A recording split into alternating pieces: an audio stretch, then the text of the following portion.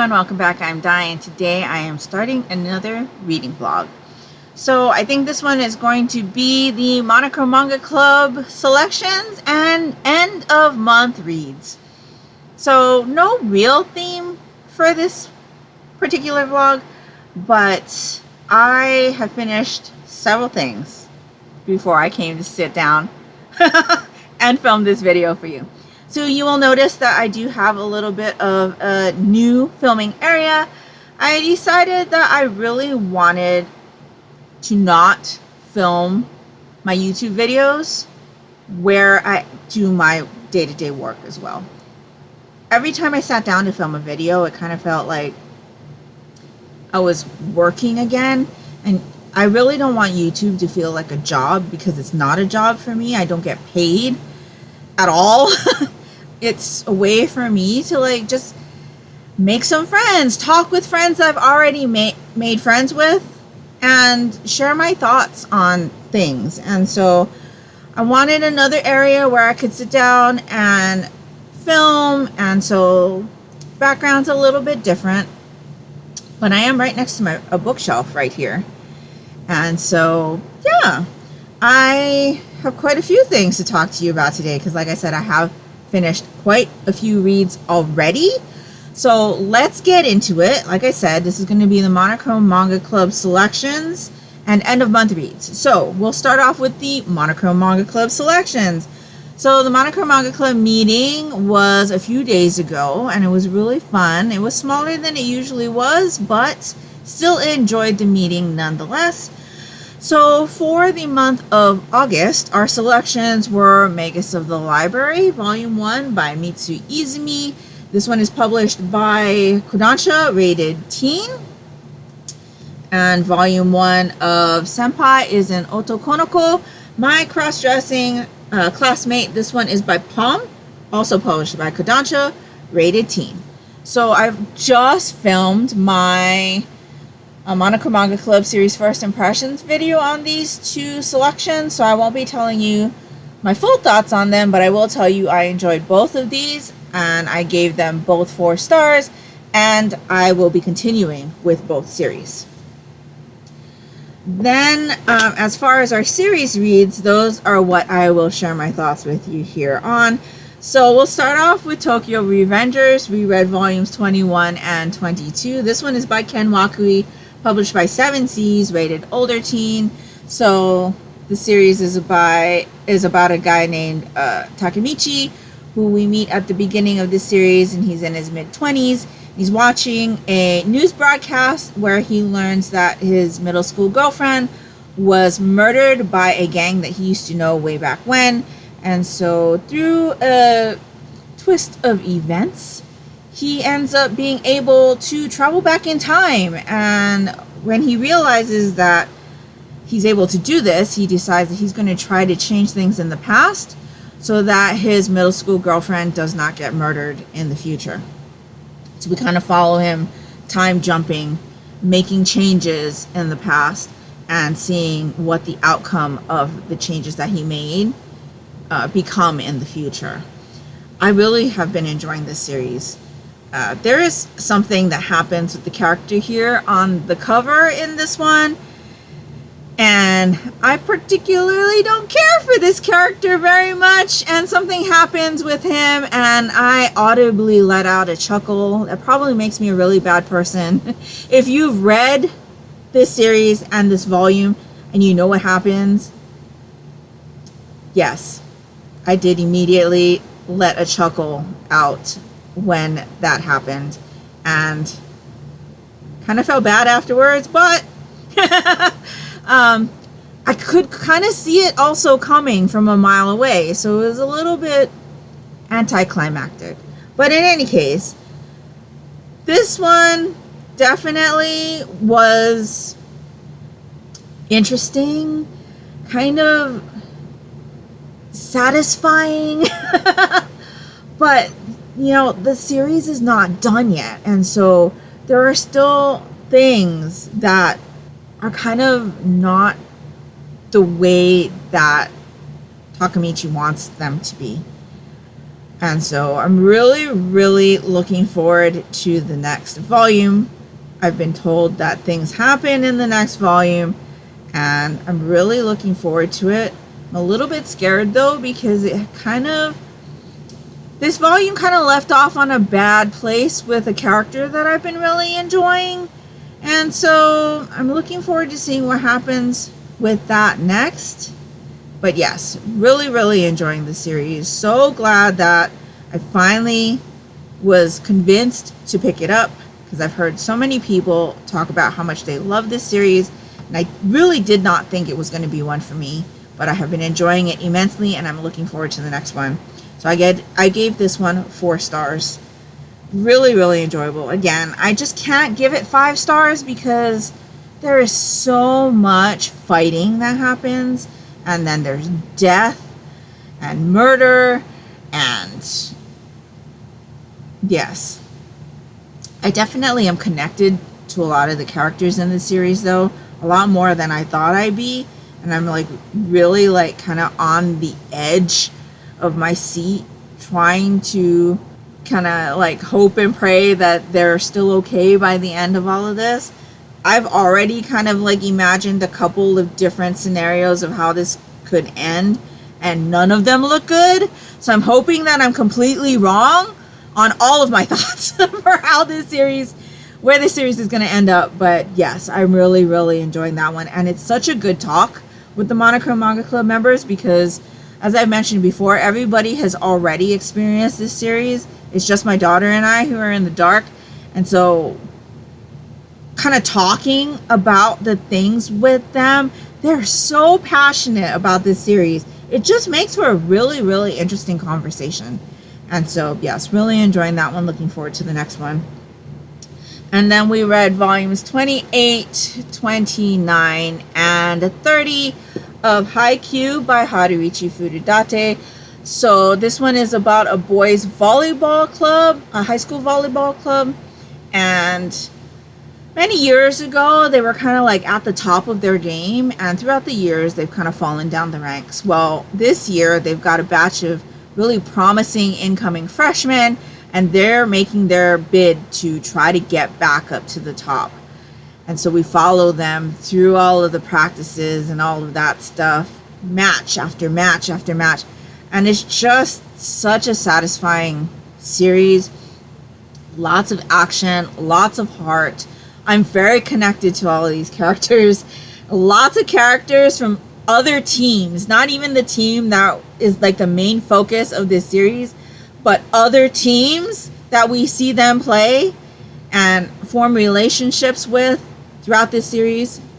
Really, really enjoyable. So here we're kind of in the middle of the Inarizaki game. If you've read or watched the series, so that you kind of know where we're at. Really, really good game, and meeting some new characters here as well. And yes, really, really enjoyable. And I'm looking forward to reading the next set of volumes. Obviously gave these 5 stars. This is one of those series that even now, as we're reading through it, my daughter and I are like, should we rewatch it again? We've rewatched this series. It's got to be like 10 plus times. We enjoy this series so much. And it's not only like the volleyball games, it's like the relationships these characters have with each other, and the tournaments are so exciting. With the anime, you've also got that musical element, and you know, it's so inspiring. The music I so love for this series, and I just love it. I love it so much. And yes, so we are thinking about rewatching now, especially because the Inarizaki game is, I think, in the 4th season, towards the end. And so, yeah, maybe we'll wait until the Inarizaki game is done to start rewatching. But yeah, we've been talking about it quite a bit. I think we might actually start rewatching it again. But yes, that's how much we love this series. We've got it on Blu-ray. We have one and some sets of the manga because we are also collecting it in the omnibus editions. And so, yes, my daughter will end up with one set of the series and I will end up with the other. That's how that's going to work out. But really love that series. Really, really. And you know, it's kind of like really nice to revisit a series that is a 5-star for me. I've been thinking about this for the last like couple months. It has been 2 years since I've rated a novel 5 stars. 2 years. I can tell you exactly what book it was too. It was the 3rd and 4th books in the Crave series by Tracy Wolff. I read those when we were in Florida in Disney World. I loved it so much that I was standing in line at Disney World waiting for rides, reading the books on my phone. I never do that. And that's how I knew that those 2 books were 5-star reads for me. But I have not had that feeling since. Yes, I've reread books since then that I've given 5 stars, but I haven't read a new book and given it 5 stars since 2023. It's kind of disappointing. It's kind of disappointing, and I don't know how to fix that for myself. So, yes, but it's nice to have 5-star mangas. I am much more inclined to give a volume of manga 5 stars. I know this than a novel. I don't know why. It might just be that with the like visual element of the manga, or because I've already watched an anime adaptation of it, I feel like that connection, it gives me that feeling where I'm like, oh yeah, this is a story that I want to re-experience over and over and over again. For me, that's what a 5-star is. But I don't get that with the novels that I've been reading. And so we're actually going to talk about a novel that I finished that is kind of like driving this whole idea home for me. So I read The Julius House by Charlaine Harris. This is the 4th book in the Aurora Teagarden series. This is kind of classified as a cozy mystery series because we follow Aurora Teagarden, who at the beginning of the series is a librarian, and she hosts like a murder mystery book club, and she becomes like an amateur sleuth and gets involved in researching like mysteries and things like that in her hometown, or in her town. I can't remember if it's hometown or not. But by this installment, she is no longer a librarian, and she's actually getting married in this installment and moving into a house called the Julius House that has a little bit of a mystery connected to it. So there was this family called the Juliuses, and one day they just all disappeared. Nobody knows what happened to them. Nobody knows where they went, but the house was kind of left abandoned. And so there's kind of this big mystery, and now she's moving into this house with her new husband. And so she kind of is curious, you know, about the mystery. So we kind of follow her with that. I started this series very, very long time ago, and there's Hallmark movie adaptations of it. I really enjoy watching the Hallmark adaptations of it. In fact, I have watched the Hallmark adaptation of this one. But unfortunately, this book was just a 3-star read for me. I did listen to it completely on audio. I needed a lunchtime audio, and I thought, why not? It's been a while since I picked one of these up. In fact, I was supposed to read this book for March Mystery Madness many years ago. I put it on my TBR, and I just haven't read it.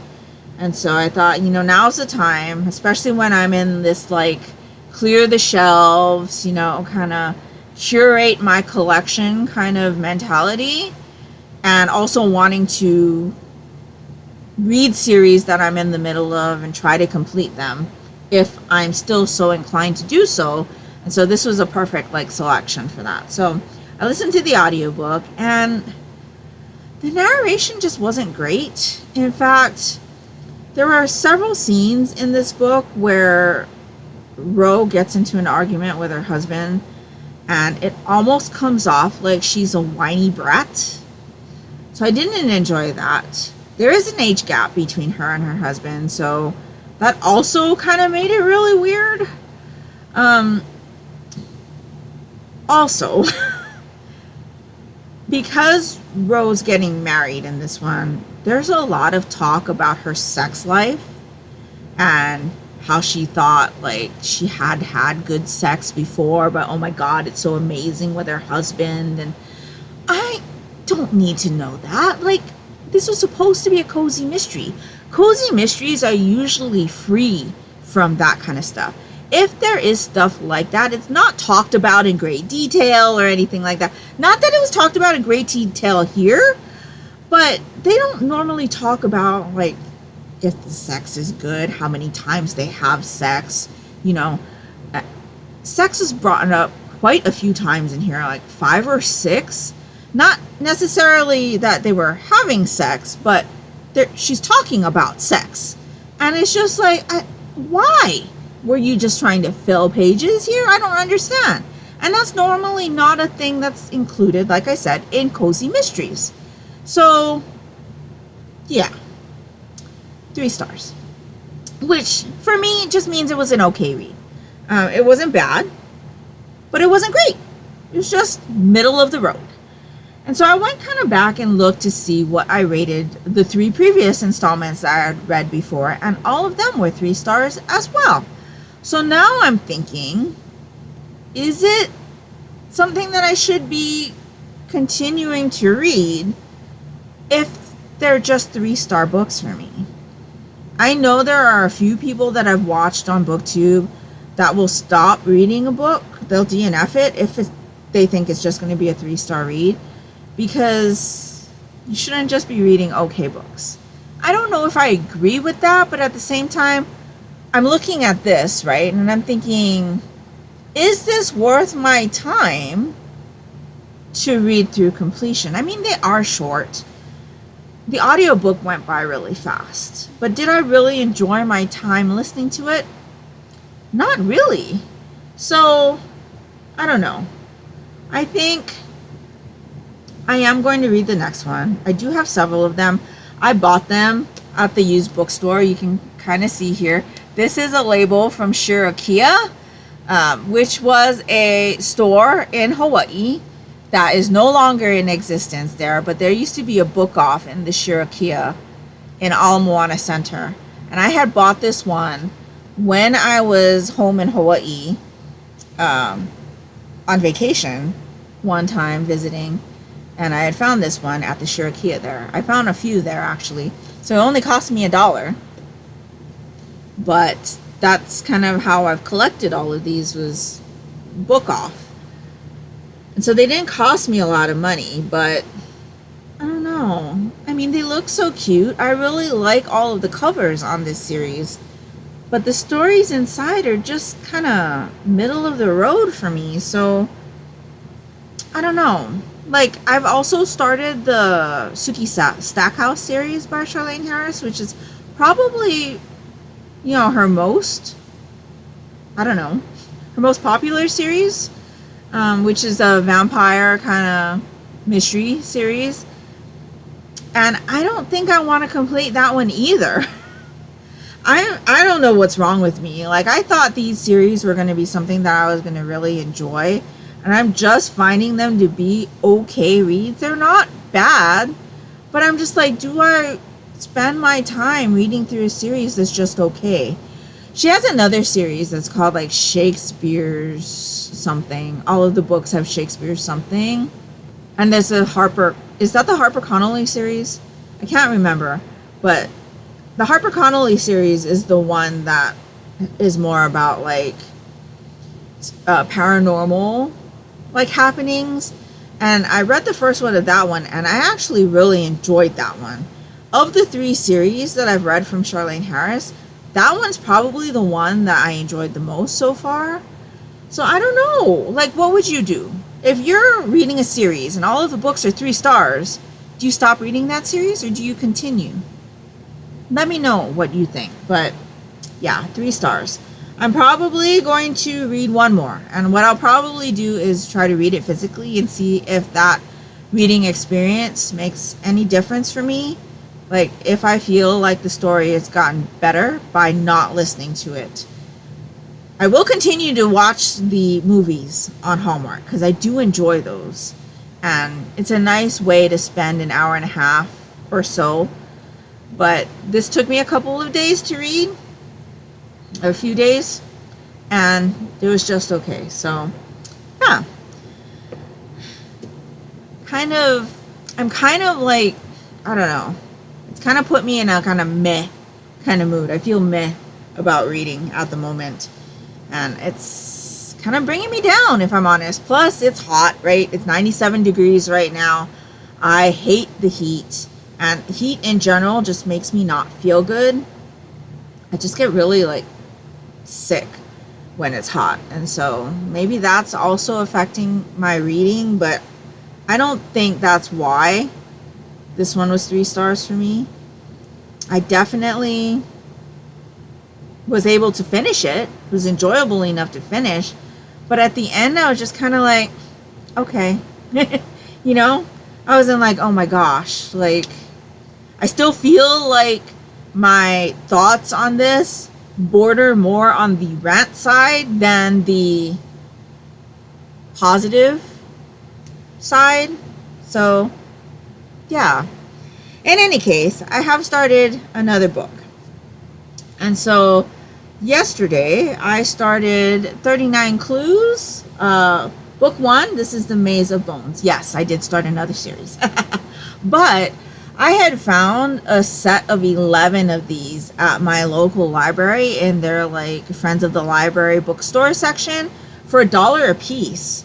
And so I bought them because I'm like, oh, this has been a series that I've been wanting to get into for a while. I had read another 39 Clues book. There are apparently a few different 39 Clues series, but I had read another one because the first book in that series had to do with the Titanic. And if you know anything about me, I really, really find fascination with the Titanic.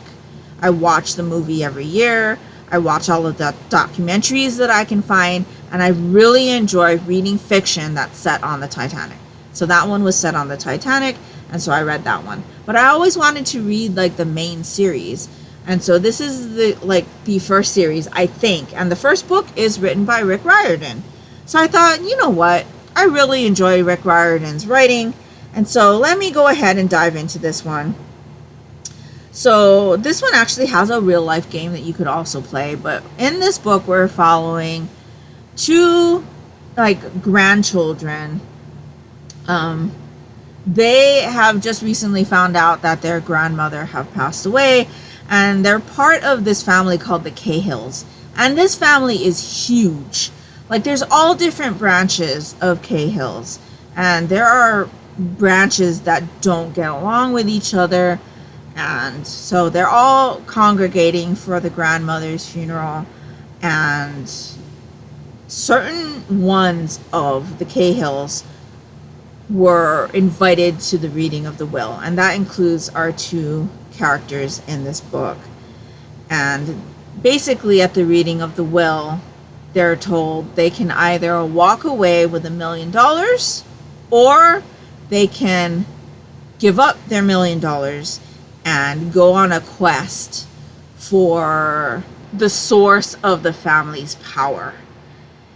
And so our 2 kids are kind of not in an ideal living situation. Their parents were killed or died or something. They're definitely not of this world anymore, and they are living with their grandmother's sister.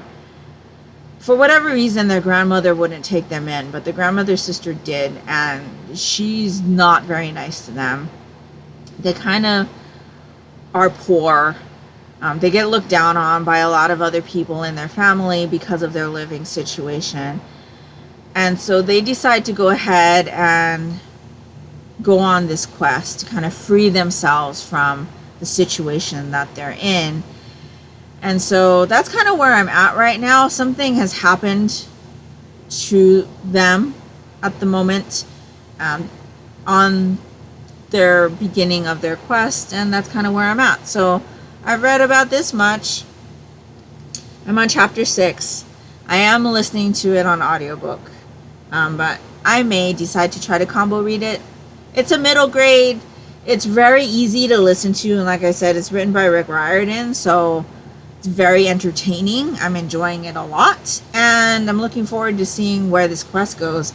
You know, I really enjoy quests. I've mentioned to it a few times that I think that's something that really entices me to really enjoy a book, and this definitely has a quest element in it, and so I'm looking forward to continuing with that one.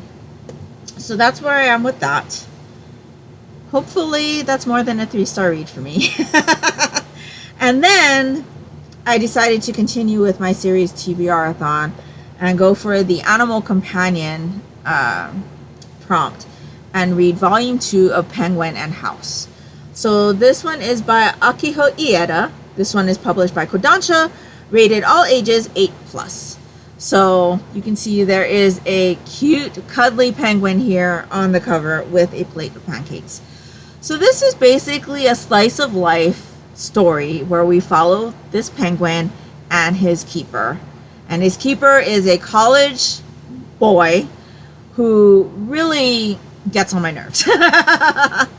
So this penguin takes really, really good care of his keeper. He makes food for him. He cleans his apartment. He takes care of him when he's sick. And he does all of this stuff. But the keeper is just really, really oblivious to how much this penguin does for him. And he's also like kind of unappreciative of how much this penguin does for him.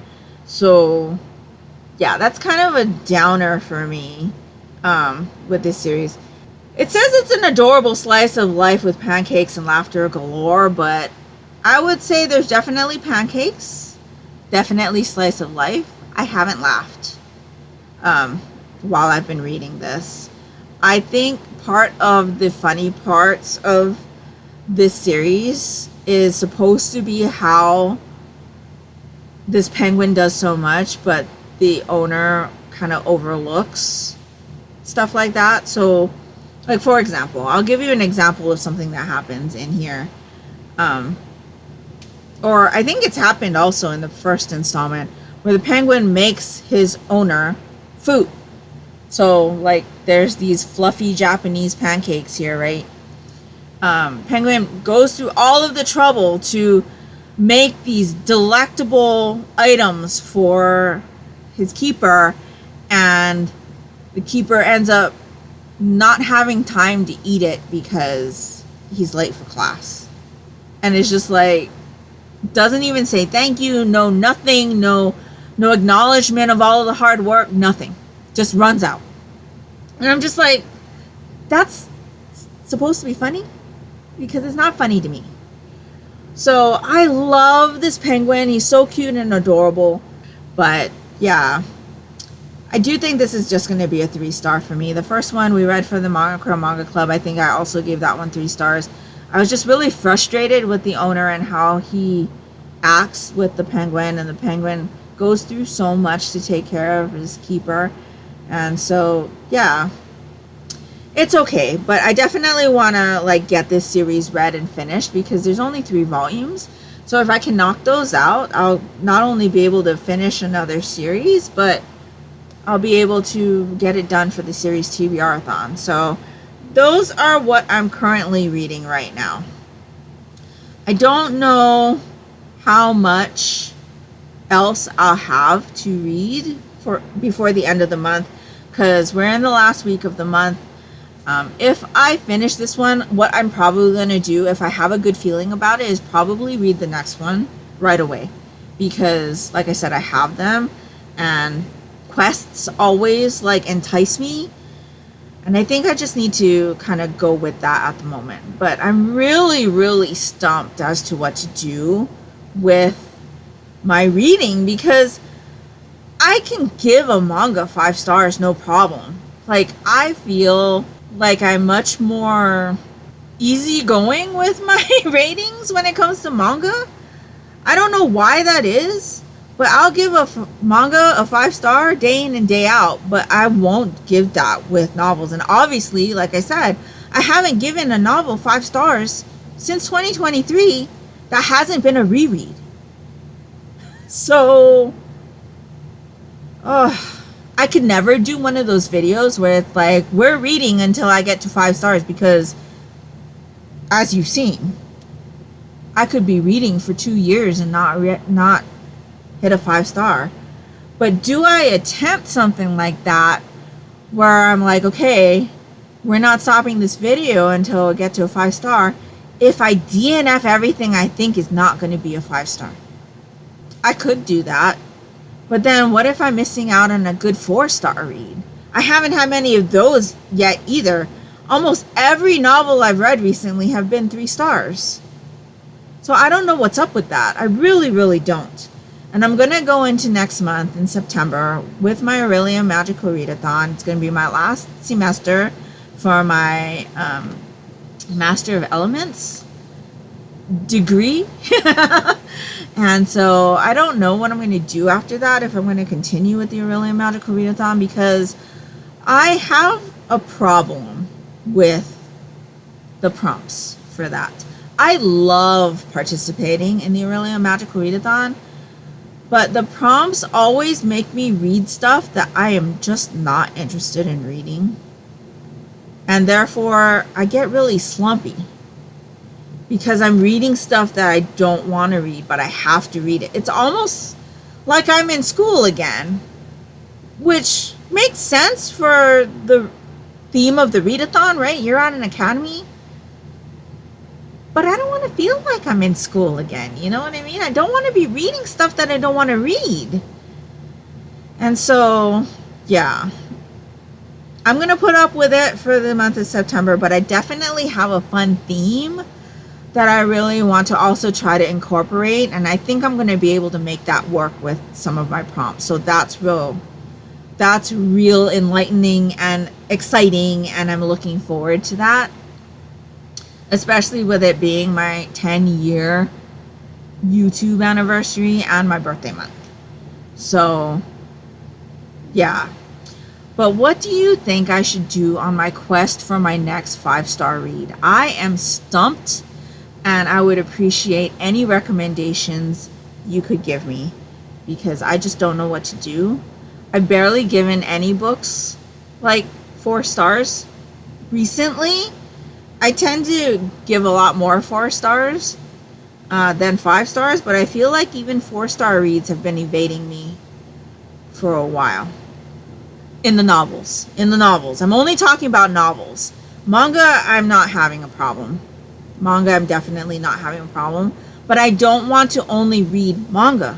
There are months, yeah, that's all I want to read. But I don't want to stop reading novels. I have tons of novels on my shelves that I'm still interested in. But I don't know, nothing's working for me right now. I mean, they're not bad enough where I'm like, oh, I should DNF this. But should I be more strict on that? I don't know. I just don't know what to do. And it's kind of making me depressed a little bit, because I can't see a way to fix it. It's not like these books are like, oh, this is going to be a 5-star read for you. The 5-star reads have always been few and far between for me, but I feel like the older that I'm getting, the less and less likely it is that I'm gonna have a 5-star novel. And like I said, it's been 2 years since I've had my last one, so I don't know what to do. Any tips or tricks are appreciated. Any help you can provide me, sense of direction I should go in. I just don't know what to do, and it's kind of depressing. So I think that's pretty much all I have for you as far as the opening of this video, what I'm doing, the theme. I'm sure you're going to see some B-roll I did take some clips of manga shopping when we were at the Monochrome Manga Club meetings so that you can get a sneak peek as far as my August manga haul. And so, yeah, I think that's pretty much where I'm going to leave you. I've done a little bit of knitting, like 1 row, but the heat always, I don't know what it is, but when it gets really hot, my pain goes up. Like I have more flare-ups of pain in my arms and hands, and so I can't knit as much, and this year it's really bad. So I was able to knit 1 row, and then I was just like, no, I'm still in pain. I haven't knit in a while. And so, yeah. Hopefully I'll be able to knit a little bit and have some knitting to show you, because it's been a while since I've shown you some knitting. But I'll definitely have some B-roll for you here. And yeah, I am finding that this new like routine, I guess, of kind of just taking you along my reads is allowing me to have more content. So I think I'm gonna have to like do a bonus upload prior to this, because otherwise I'm gonna get too far away from real life in the posting. And so yeah, I hope you like my new filming area. I'm kind of really enjoying the like gray. I'm enjoying my new desk. It is, like I said, right next to a bookshelf, so I'm able to look at some books over here. I have been kind of looking, and I do see some books that I'm thinking I'm probably going to unhaul right away without even like trying to read them, because I know they just don't match up with my reading tastes right now. And so, yeah, I'm liking this little corner of my new reading, and I video game here also, and I'm doing all of my YouTube stuff here in the this corner. So I'm really enjoying like this kind of new routine, and so I hope you're enjoying it as well. And I think that's where I'm going to leave you today. So I will talk to you next time.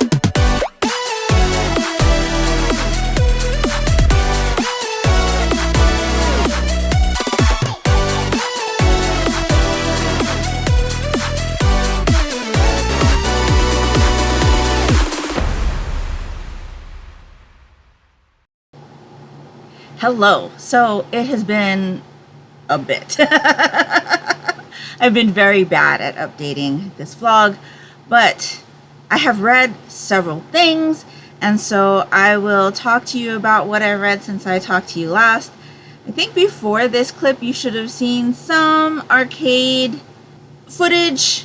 I'll try to intersperse more arcade footage between the books that I talk about here, because they are from different series, so I think I can like split it up a little bit between. Also, I'm filming on a different camera. My other camera that I normally use to film at home with is 4 years old, almost 5, and the viewfinder that I can usually flip around to see myself when I'm talking is no longer working 100% of the time, and it only works, if it works, when it's flipped to, like, if you're hand holding the camera. So if I try to flip it over so that I can see myself while I'm recording, it won't show me anything. It's completely black. So I decided to try out a webcam. So since I usually have to have my computer on when I film, because I have to record my audio separately, I thought, you know, maybe a webcam might be good. The webcams are relatively inexpensive nowadays, and I thought, you know, let me give it a go. So I am filming on a webcam. I think it looks pretty good. I won't know until I'm editing like how it looks, but when I was testing it, it looks pretty good. We'll see. You let me know what you think. I believe the clip that I filmed that you saw before this one was on my previous camera, and then this is the webcam. So trying that out, I'm obviously not going to be able to take the webcam with me out and about. I'm still having a lot of issues filming out and about with the audio. I don't know why. None of the microphones that I have work very well. Like, they're okay, but they sound really tinny, and I'm not happy with it. And so I don't know what to do, but it is what it is. So I've got lots of things to talk to you about. So I think at the end of the last clip I was talking to you about the 39 Clues books. First book is called The Maze of Bones, and this one is by Rick Riordan. So this series is actually written by several different authors, and Rick Riordan only wrote the first one of the main series. I believe this is a 10 or 11 book series, and since we're doing Series TBRathon and one of the prompts was adventure prompt, I thought this would be a nice kind of thing for adventure. Plus it's middle grade. It would go by really fast.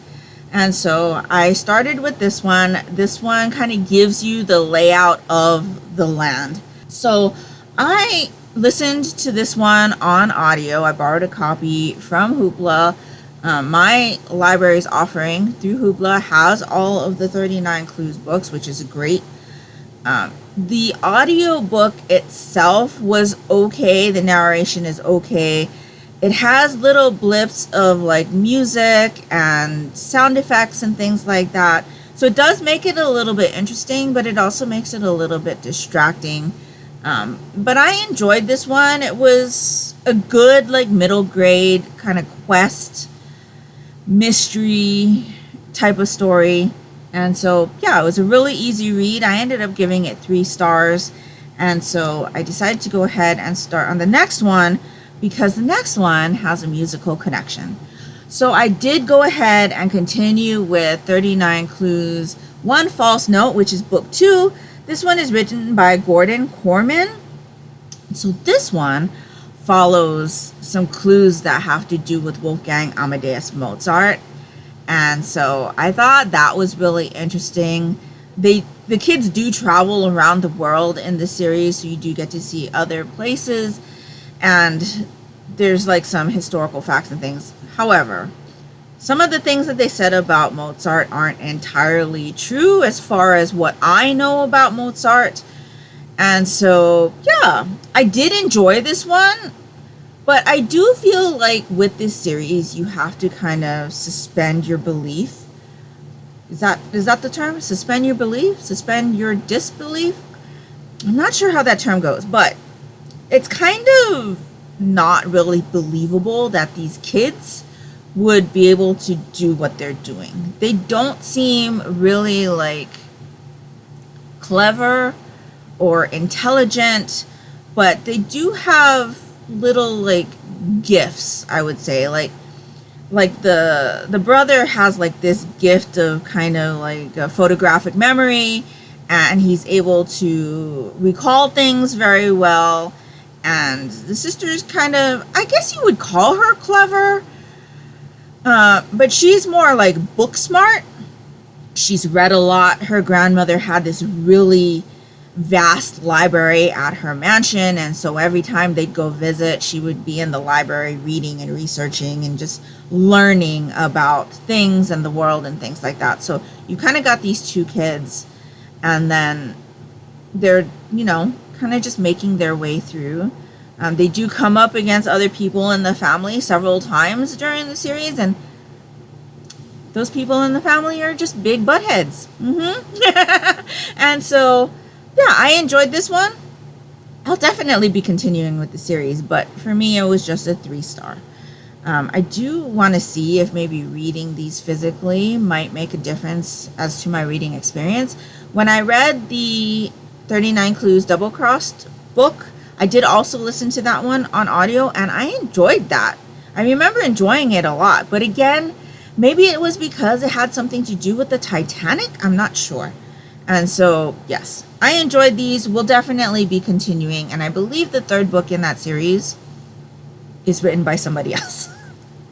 I think Gordon Korman has written a couple in the series, but I know that Rick Riordan hasn't written anything else in the series as far as what I've seen of the initial like 10 or 11 books. So as far as the Series TBRathon prompts, I put those down for adventure prompt, child or children, siblings, extended family, and I think that's all. And I think with that one, I have completed all of the prompts for Series TBRathon, so that's great. I do feel like I've accomplished the readathon at that point, and so yeah, but I did read a couple other things. So the first of which was Penguin and House volumes 2 and 3. So this is by Akiho Ieda, published by Kodansha, rated all ages, which is 8+. And I really think the best description for this series is one of the lines in the back of the summary of this book. And so it says, Pen the Penguin tries his best for Hayakawa, the human, but everything he does backfires. And that's pretty much the gist of the series. We've got this really cute penguin. He lives with his keeper named Hayakawa, and he like cooks, he cleans, he tries to do nice things for Hayakawa, and Hayakawa is just so oblivious, to the point where sometimes I feel like Hayakawa is very like not appreciative of Penguin at all. And so yeah, that's kind of where my issue with this series is that Pen is so cute, so loving, and Hayakawa is just this university student that really can't realize, I guess, what he has in Pen. I don't know. It's supposed to be really funny. It says it's an adorable slice of life with pancakes and laughter galore. I will tell you that I didn't laugh at all reading the series. This is a 3-volume series.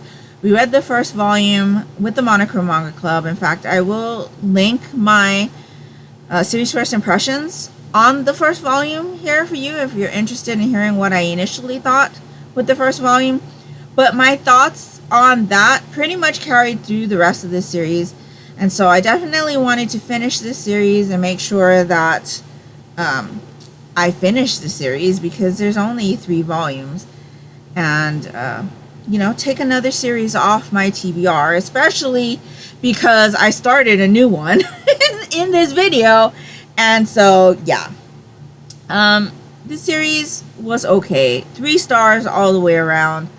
And it was cute. I really enjoyed watching Pen like come up with ideas to try to do something nice for Hayakawa, but then I hated when Hayakawa was just so nonchalant about it, wasn't appreciative, or was completely oblivious to what Pen was doing for him.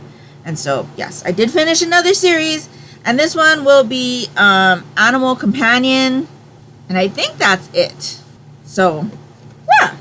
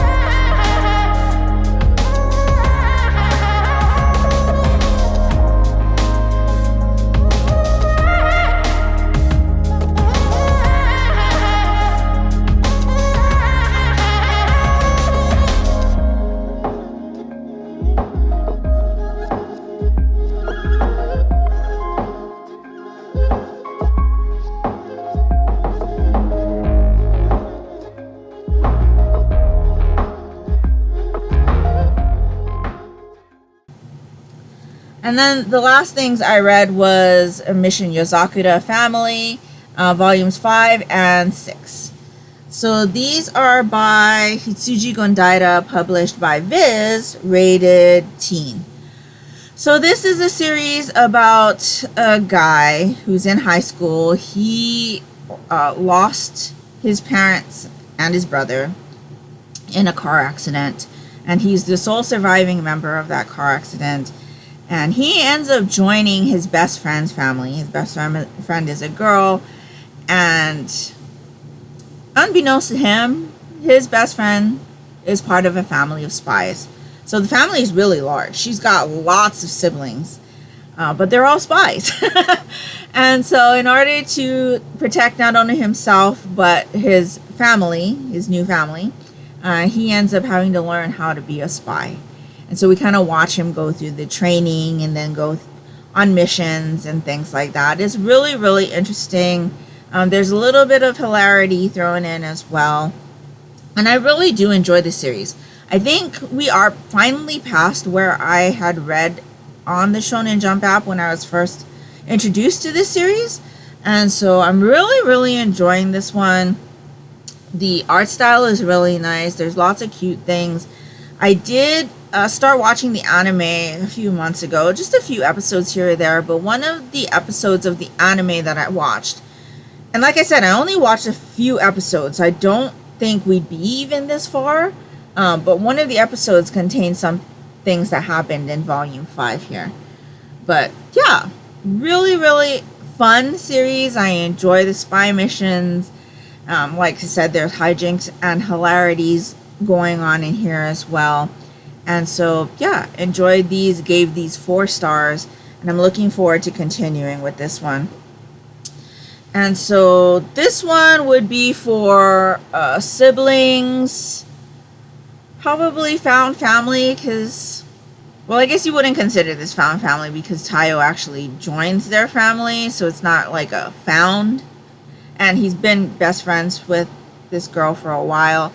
But siblings, maybe adventure, because they do go on spy missions. So spy missions, I guess, would be considered adventure, right? Or can be.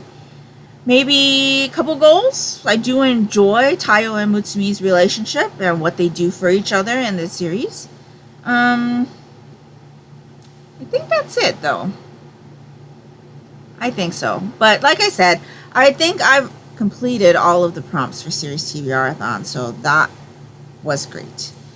And so, yeah, I think that's pretty much all I have for you today, and that should wrap up this reading vlog.